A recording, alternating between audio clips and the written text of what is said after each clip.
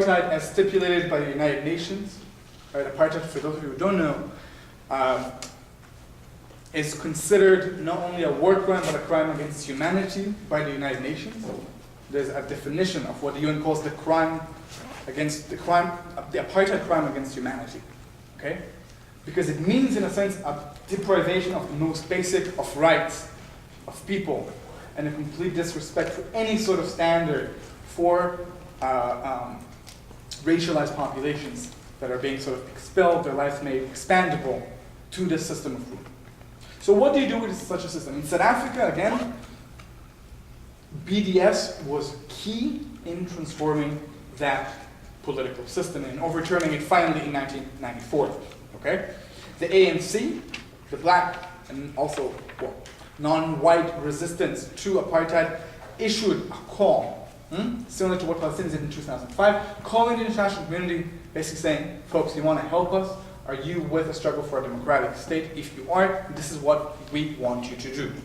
As I said, my college was one of the first to actually take them up on it and say, we're cutting all ties with South African institutions. We're going to divest our money from companies that benefit from the proliferation and sustaining of the system of racial segregation.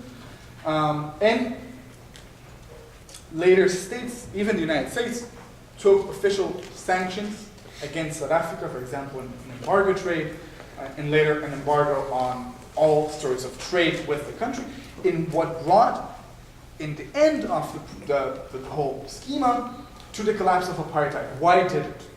And this is an important question when we talk about Palestine in a second. It did so because, as a white supremacist regime, South Africa relied on the ideological, but also military, economic, social support of the West in particular, and of other white nations, and similar political establishments, Israel being one of the key allies of South Africa under apartheid, by the way. It relied on those for their justification, for the moral reasoning for why it was okay, and for the daily functioning of the system. Right? They relied on trade with the US, with Europe, and so on and so forth, and hence to put an end to this meant very dire consequence for this regime, and in the end really was more beneficial for those elites in South Africa to overthrow apartheid. In a formal system, and we can talk about post-apartheid South Africa and the way in which there's a greater fault line, racially demarcated between poor and rich, now than was under apartheid. It's a different question to talk about later, about how there was no redistribution of land and resources in South Africa, which meant that the discrepancy in income and wealth between blacks and whites not only stayed the same, it actually increased. Okay? Something to bear in mind when we talk about all those things. But why does this all matter about Palestine? Okay? It matters because Israel, like South Africa, relies heavily on trade with the EU and the United States, and Canada in particular. Obviously, it's isolated from its neighbors. Most of its trade goes to the West and to some to Japan and China and India. More importantly, I think that the justification for the continuation of oppression of Palestinians relies, as we know, to a large extent on European and later American guilt over what those folks did to the Jewish people, and hence Israel sort of systematically harnesses this guilt about the Holocaust in order to sustain and justify its repressive apparatuses against the Palestinians. Okay. So it is important to support BDS, I think, and we're also going to see in a second how it is effective, in naming the roots of sustaining the system. So the question is very simple, okay? The question is, what in this earth supports the continuation of Israel's occupation? Okay? If it is, as we'll see is the case, that the Israeli military could not function without corporations in this country, most of whom are civilian corporations, are not military for the most part, they could not sustain their army. Every rotor you change on an Apache helicopter comes from a US factory. Every chain on an Israeli tank comes from this country for the most part. This is one level. This is the level when we talk about divestment. Divestment means a call for withdrawing funds or investments in companies that directly benefit from the perpetration of Palestinian repression. Okay? It can be, as in the case of Hampshire College, GE, that produces Apache helicopters motors.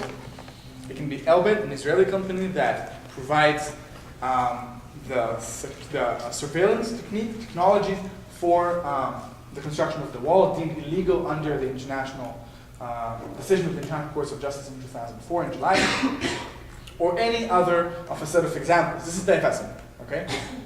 But then folks come and ask, okay, so what's the boycott? Okay, we understand divestment. Okay, there's a direct relationship. They make money out of supporting oppression. Very simple solution, cut this relationship. Okay? Why boycott?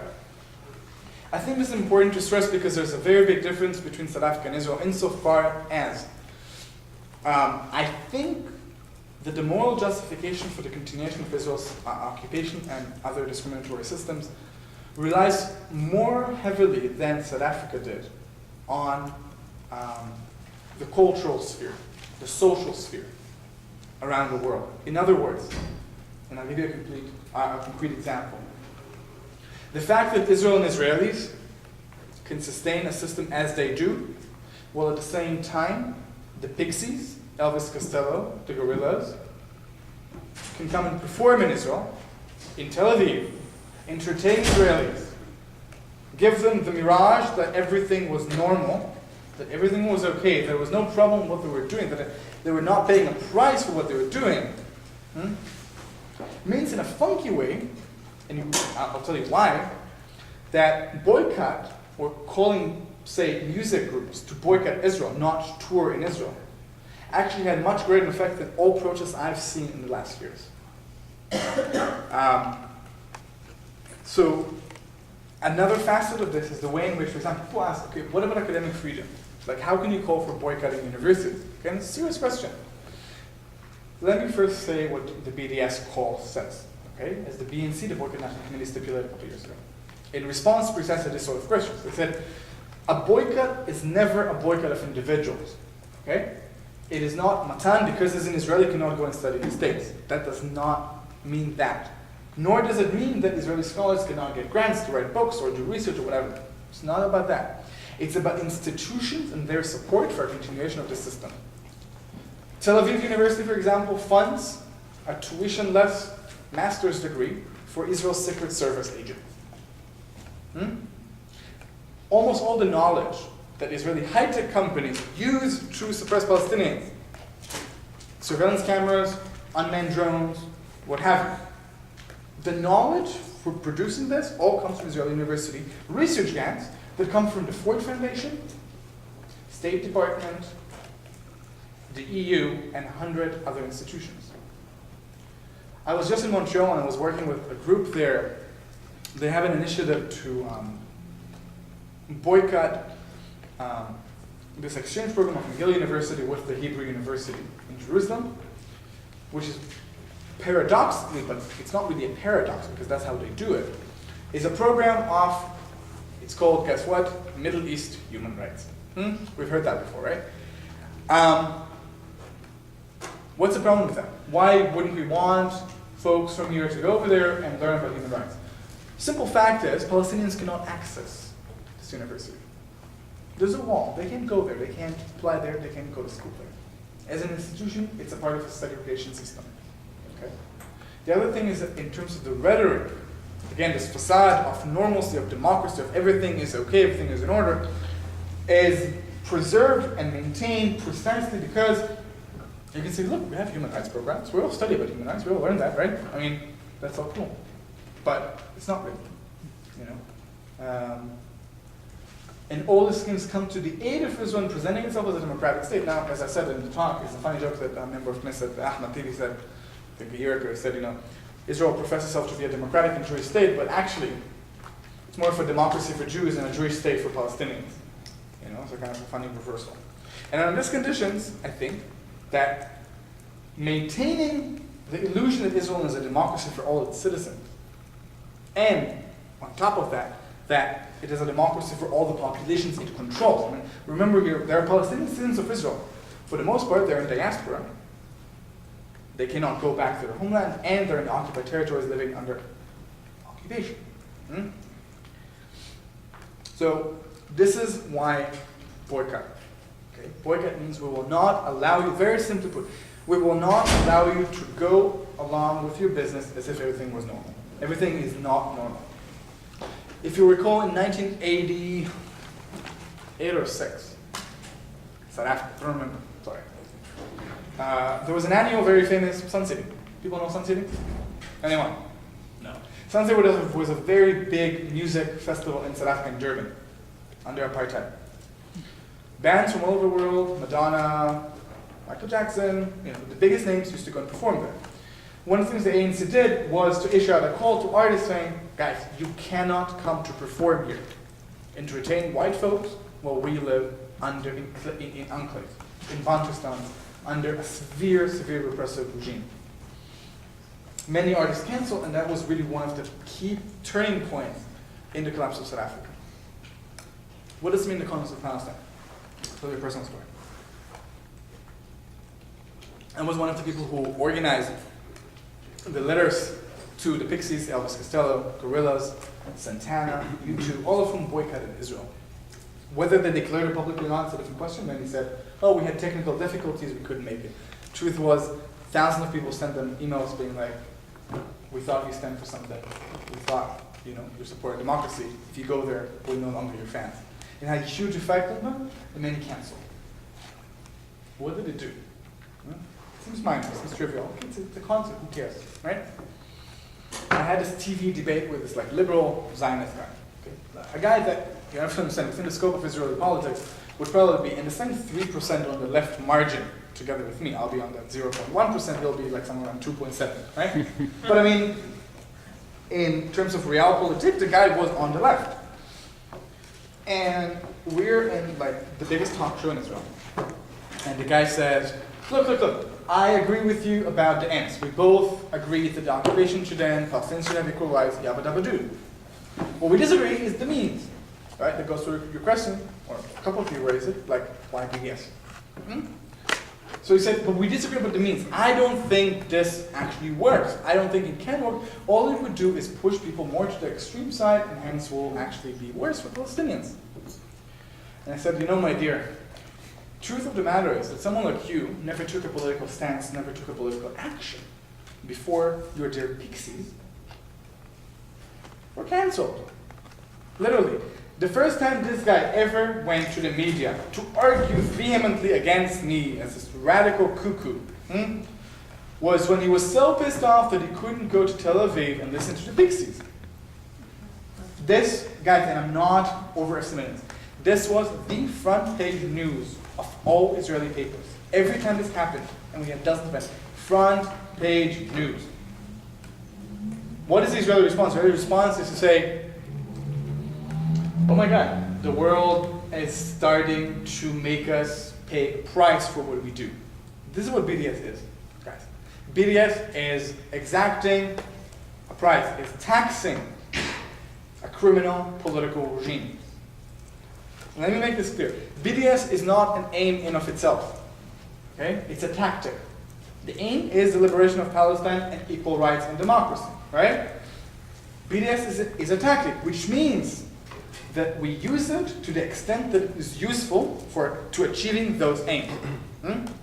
Which means precisely what you brought up.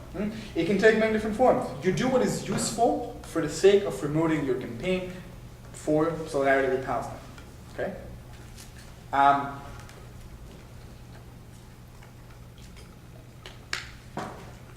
When Hampshire College divested, it was front page news in the States. People said, oh, what the fuck, why? Why would it do that? What does it have to do with anything? The university tried to downplay the political effect of it and say, oh, it was just a general human rights concern. It wasn't really about Palestine per se, it was about human rights. Right? We all know this amorphous term of, we have human rights concerns. At the point where George Bush talks about human rights, you know that the term is kind of down the drain, right? But, yeah, human rights concerns about Afghanistan, yeah, because you killed them. Yeah, human rights concerns. Even the State Department has those. Point being, it was front page news, and people were starting to wonder, and that's one of the effects of BDS to raise awareness. Is to take a stance, to take an action that puts this on the map and says, guys, again, this is not normal. Apartheid is not normal. We cannot accept it as normal. People who exercise it, states, institutions who exercise it, have to pay a price. BDS is the price they pay. So, I'm just going to recuperate some of the points, and then I'm going to finish and let you ask questions, because I think that's where all right, I want to see where you are with this, okay? It's a tactic, not an aim. As a tactic, it means to tax an oppressive system and highlight through this action what the hell is going on, what is wrong with this, and why. So in a sense, it's also a tool for raising awareness on your campuses. It also is something that has very direct consequences on companies. We all think, oh, it's symbolic, you know, but it's not really. I'll give you an example. Veolia is a French company that was constructing the light railway system in Jerusalem, a railway system that was planned to go through the occupied territories, serving settlements without serving the Palestinian inhabitants of those areas. The BDS movement, the BNC, the Boycott National Committee in Ramallah, issued a call saying, you guys should withdraw from this project. This is a violation of human rights, of international law, and if you don't, we will take measures against you. There was the early stage of BDS movement. Veolia said, fuck you, we don't care. It's a $4 billion, it's a $1 billion contract, we care about our money. So we said, alright, you want to play tough? Play tough. Let me just tell you what happened in the 2 years after that. The municipality of Stockholm, Sweden's capital, canceled a construction contract with Veolia. They were supposed to do the same, renovate the subway of Stockholm. Because of a huge BDS support campaign in Sweden, the municipality decided to cancel Veolia's participation. They lost $3.5 billion contract because of what people like you, ordinary individuals, took. Okay? We have to understand we have a lot of power. This company lost $3.5 billion. A year after, they lost another $1 billion contract. At this point, the company was like, okay, it's about time to get the fuck out of the occupied territories because we're paying a very heavy price. The funny thing right now is that it got so much publicity that no other company is willing to replace them in building the light railway system, and that's why it's been stuck and not under construction for the last year and a half. This is a very concrete, direct effect of folks like you on a company that now understands they cannot do this and pretend everything is okay because it's not.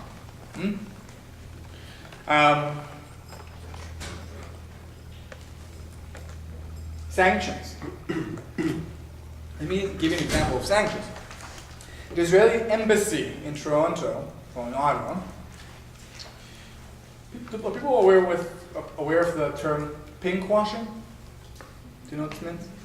Okay, so Israel prides itself on being very accepting to gay, lesbian, bi, trans, queer community, while all the other horrible Muslim countries are so oppressive, and we are the beacon of democracy and of respect for liberal rights.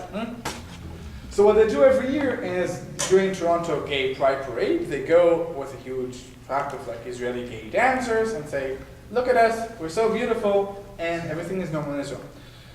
So organizers in Toronto of Pride basically said, no, you're not. I mean, this is a celebration of apartheid. You can't pretend everything is okay, you're not liberal guys, while at the same time you're oppressing Palestinians. There was a huge protest sanctioning. In the end, they canceled, and they also canceled in Madrid, and they were not allowed to perform. Because they said, as long as this is funded by an official Israeli establishment, by the Ministry of Foreign Affairs, again, it's an institution, not personal work. Okay? As long as these things are used by the Israeli Ministry of Foreign Affairs for political gains, for propaganda, this is not okay, unacceptable. Again, huge shockwaves. Another thing, there was a festival in Toronto, the Toronto Film Festival, one of the biggest in the world, okay? 2 years ago, they decided that it's going to be dedicated that year to a celebration of Tel Aviv.